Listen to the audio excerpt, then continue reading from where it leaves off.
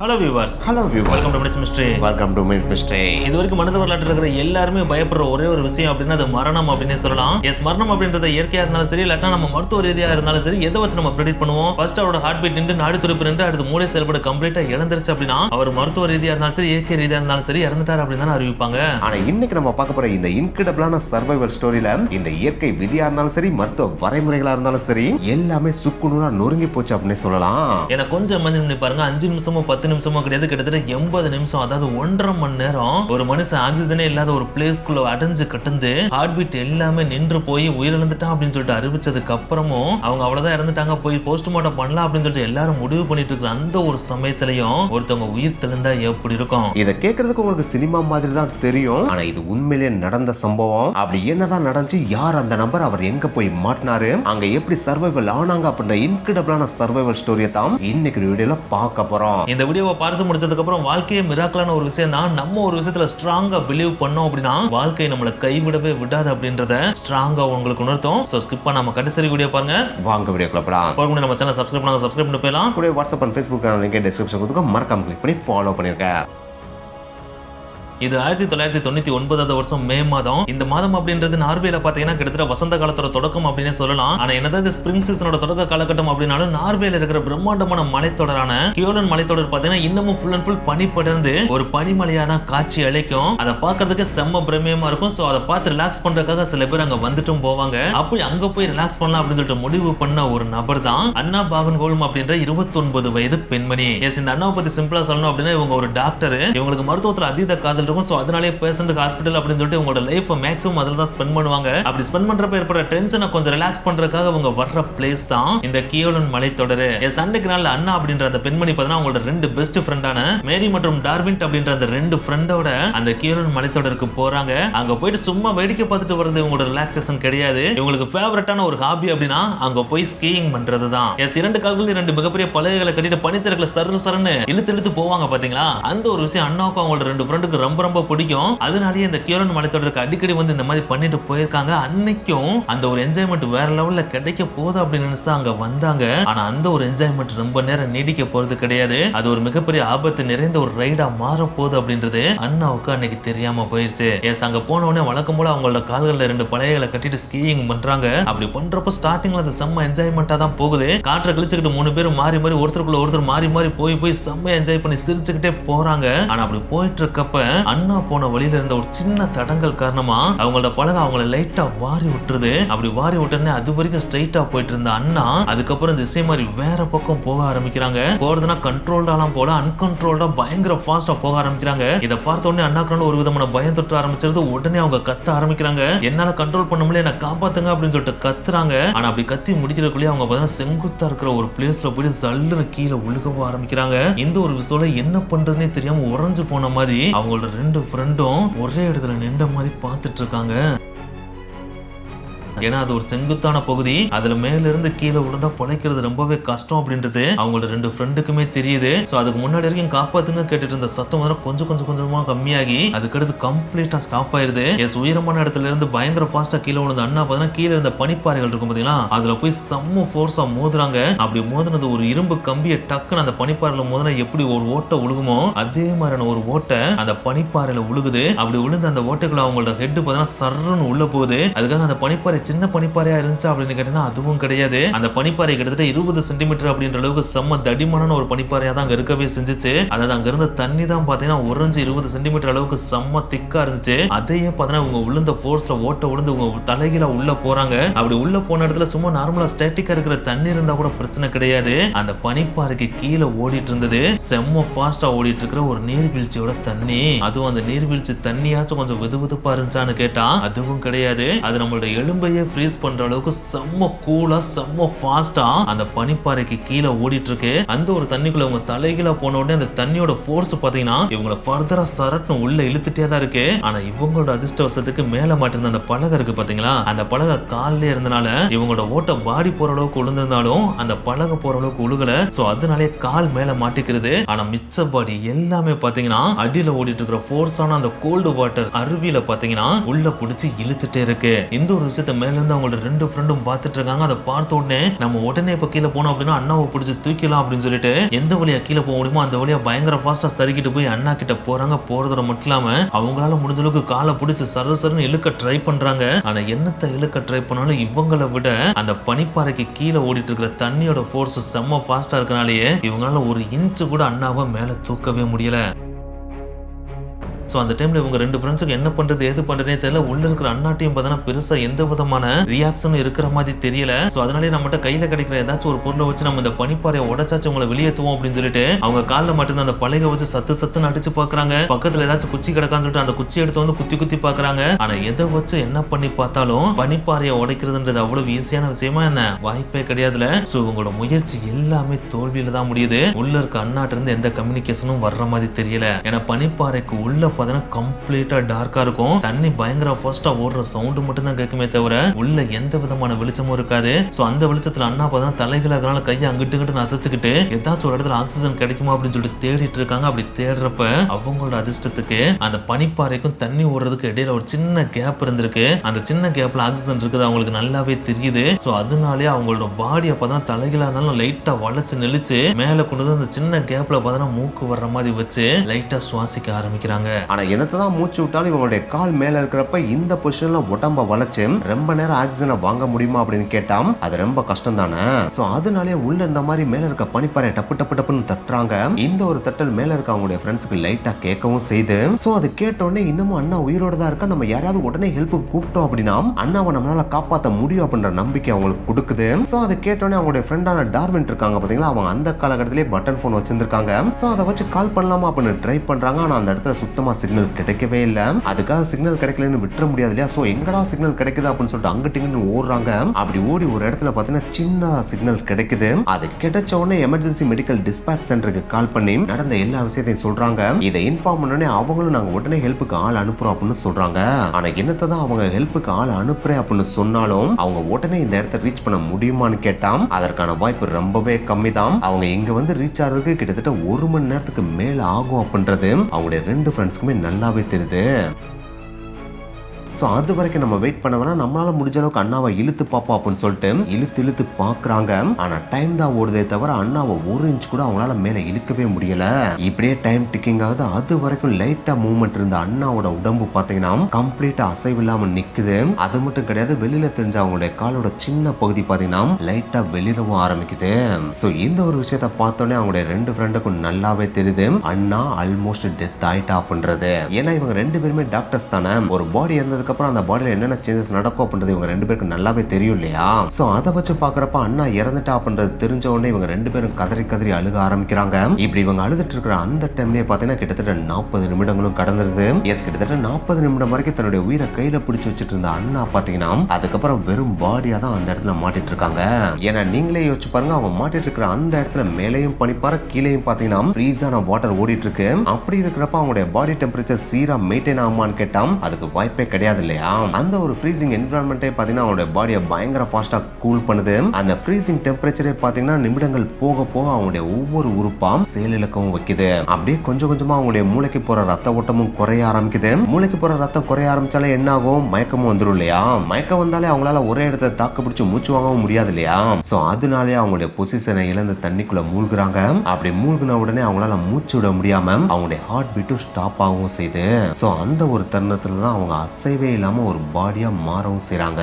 So கொஞ்ச நேரத்துக்கு முன்னாடி வரைக்கும் நம்ம கூட ஆடிப்பாடி ஜாலியா விளையாண்டுட்டு இருந்த தன்னோட ஃப்ரெண்டான அண்ணா இப்ப இறந்து போன பாடியா தங்களோட கண்களுக்கு முன்னாடியே கிடக்கிறத பாக்குறப்ப அவங்களோட 2 ஃப்ரெண்டாலையும் பார்த்தா தாங்கிக்கவே முடியல. அவங்க கதறி அழுதுகிட்டே வானத்தையே பார்த்துட்டு இருக்காங்க. என்னடா நம்ம போன் பண்ணி இவ்வளவு நேரம் ஆச்சு இன்னுமா மீட்புக்குள்ள வரல அப்படின்னு சொல்லிட்டு வானத்தை பார்த்த மாதிரியே கதறி அழுதுட்டு இருக்காங்க. இப்படியே டைம் டிக்கிங் ஆயிட்டே இருக்கு. கிட்டத்தட்ட 80 நிமிடங்களும் கடக்குது. இன்னும் கொஞ்சம் எக்ஸாக்டா சொல்லணும் அப்படின்னா கிட்டத்தட்ட அண்ணா அந்த பனிப்பாறைக்குள்ள மாட்டினதுல இருந்து 1 மணி நேரம் 20 நிமிடமும் கடக்குது.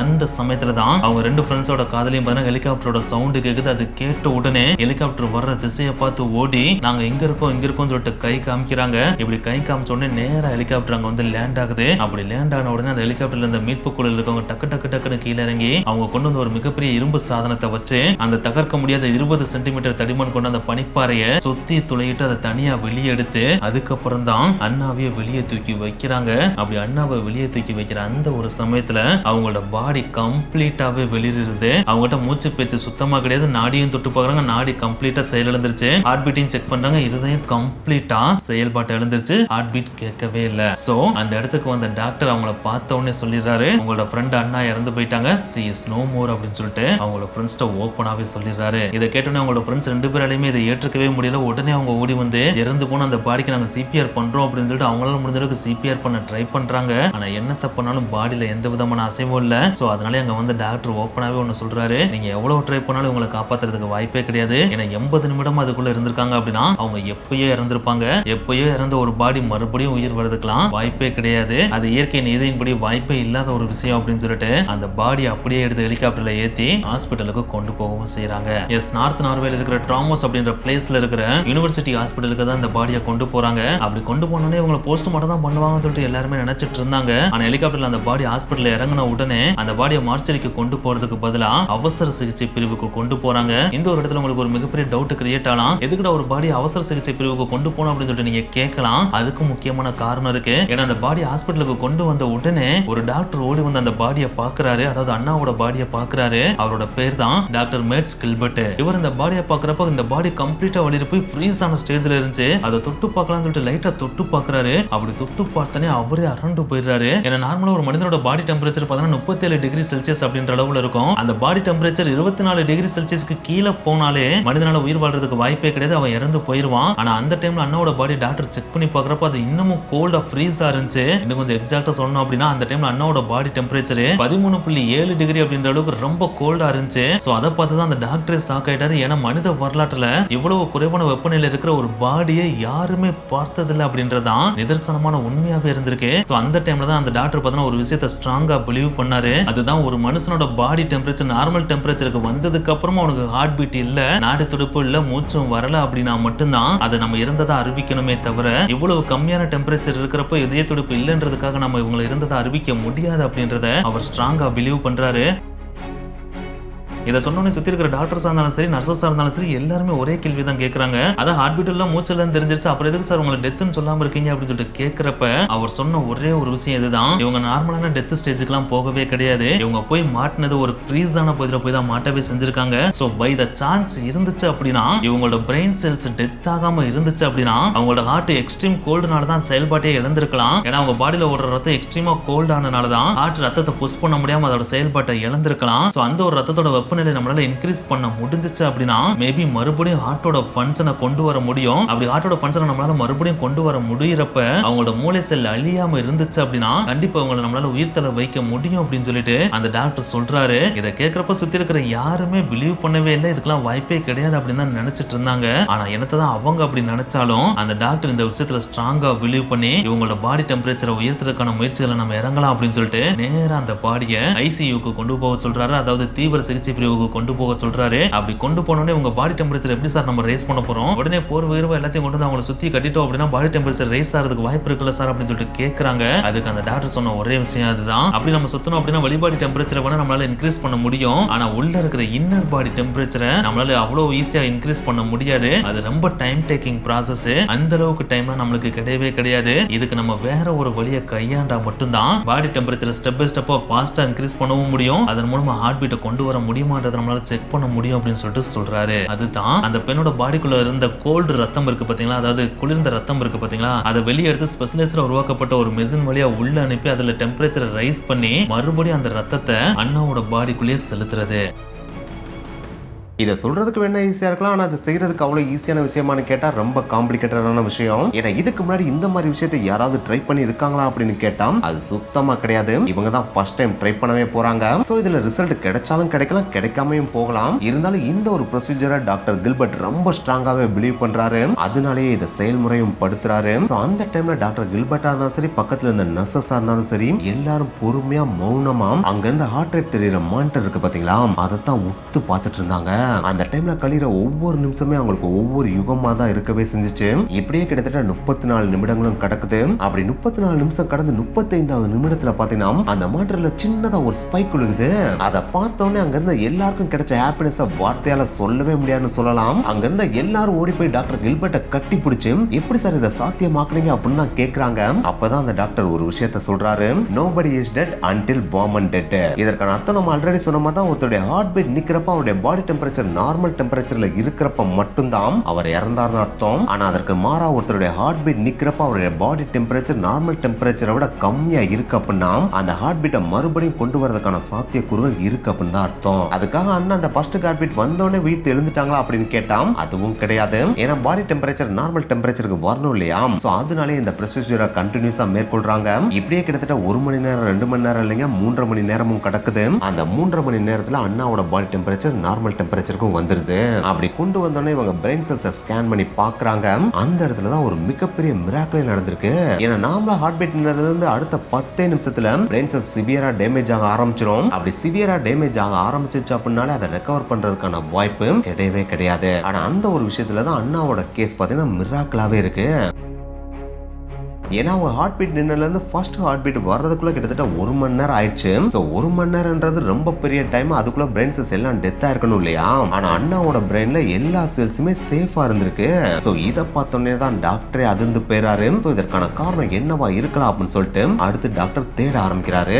அப்படி தேடுறப்பதான் அதுக்கான பதிலையும் கண்டுபிடிக்கிறாரு. எஸ், அண்ணா பாத்தீங்கன்னா மேல இருந்து கீழே சல்லுன்னு விழுந்தாங்க. பாத்தீங்கன்னா அப்படி விழுகிறப்ப நேரா அவங்களோட பாடி பாத்தீங்கன்னா கீழே அந்த பனிப்பாறையில மோதி உள்ள ஓட்டணும் சரக்கு உள்ள போனாங்க. பாத்தீங்களா அப்படி போற அந்த ஒரு சமயத்துல உள்ள இருக்கிற டெம்பரேச்சர் எக்ஸ்ட்ரீம் கோல்டா இருந்துச்சு இல்லையா? ஏன்னா கீழே பார்த்தீங்கன்னா எக்ஸ்ட்ரீம் குளிரா இருக்கிற அந்த ஒரு அருவி பயங்கர ஃபாஸ்டா ஓடிட்டு இருக்கு. மேல இருக்கிற பனிப்பாறையும் கோல்டா இருக்கு. அந்த ஒரு இடத்துல இவங்க மாட்டினதுனாலேயே அவங்களோட பாடி பார்த்தீங்கன்னா ஃபிளாஷ் ஃப்ரீஸ் அப்படின்ற ஒரு எக்ஸ்ட்ரீம் ஸ்டேஜுக்கு போகுது. அதாவது அவங்களோட பாடி டெம்பரேச்சர் பார்த்தீங்கன்னா பயங்கர ஃபாஸ்டா லோவா இருக்கு. அப்படி லோவானதுனாலேயே அது அவங்களுக்கு ஒரு அட்வான்டேஜாவும் அமையுது. எஸ், அவங்களோட பாடி டெம்பரேச்சர் ஃபிளாஷ் ஃப்ரீஸ் அப்படின்ற ஸ்டேஜுக்கு போனனால உடனே ஃப்ரீஸ் ஆனனால அவங்களோட பிரெயின் செல்ஸ் எல்லாமே பார்த்தீங்கன்னா ஃப்ரீஸ் ஆகவும் செய்யுது. ஸோ பிரெயின் செல்ஸ் ஃப்ரீஸ் ஆகுறதுனால என்ன ஆகும்? அதுக்கு ஆக்சிஜன் அப்படின்ற ஒன்று தேவைப்படாது இல்லையா? ஸோ அந்த ஒரு விஷயத்தினாலே அது ஆக்சிஜனை பெருசா எக்ஸ்போர்ட் பண்ணாம அப்படியே ஃப்ரீஸ் ஆகி நின்றது. அதாவது இதயத்திலிருந்து வர ரத்தத்துல இருக்கிற ஆக்சிஜன் அதுக்கு தேவை அப்படின்ற ஒன்று இல்லாம ஃப்ரீஸ் ஆயிருது. இந்த ஒரு டைம் உங்களுக்கு சிம்பிளா புரியுற மாதிரி சொல்லணும் அப்படின்னா ஒருத்தவங்க இறக்க போறாங்க. அப்படி இறக்க போற டைம்ல ஒரு பாஸ் பட்டன் இருந்து நீங்க இறக்குறத நான் ஸ்டாப் பண்றேன்னு சொல்லிட்டு பாஸ் பண்ற மாதிரி பாஸ் பண்ணிட்டு அதுக்கடுத்து மறுபடியும் கொஞ்ச நேரம் கழிச்சு அந்த இறப்பு போனதுக்கு அப்புறம் அந்த பாஸ் பட்டனை மறுபடியும் ப்ளே பண்ணி விட்டா